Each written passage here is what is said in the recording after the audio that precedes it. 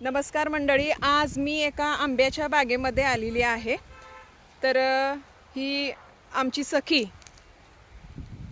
बाड मॅडम यांची ही आंब्याची बाग छान अशी फुलवलेली आहे. तर मॅडम, ही बाग कोणत्या आंब्याची आहे? केशर आंबा आहे मॅडम. केशर आंबा. आता हा जो केशर आंबा आहे तो केशर आंब्याचं फळ येण्यासाठीचा कालावधी किती असतो? 1 वर्षाचा असतो. 1 वर्षातच ह्याला पीक यायला सुरुवात होते. आणि ही रोपे आपण इंदापूरहून आणलेली आहेत आणि रोपाची क्वालिटी खूप छान आहे आणि 1 वर्षात ह्याला पीक येतं आणि हे लावल्यापासून 1 वर्षात चालू होतं पीक. म्हणजे 1 वर्षाच्या आत आपल्याला आंबा खायला भेटतो आणि अतिशय गोड आणि स्वादिष्ट असा आंबा आहे. उत्पादनाच्या बाबतीमध्ये उत्पादन पण अतिशय चांगलं आहे. आपण त्याला जास्त करून खताचा वापर करायचा, दुसरं काही वर खत रासायनिक खते वगैरे टाकायची नाही.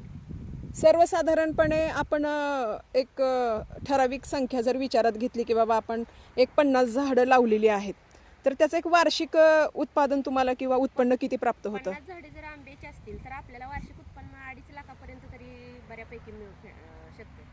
म्हणजे झाड केवढं आहे त्याच्यावर आपल्याला उत्पन्न मिळू शकतं. छोटं झाड असेल तर त्याच्यानुसार त्याला थोडे आंबे लागतात, मोठे झाड असेल तर त्याला भरपूर आंबे लागतात. छान छान अशी माहिती तुम्ही दिलेली आहे मॅडम. धन्यवाद. Thank you madam.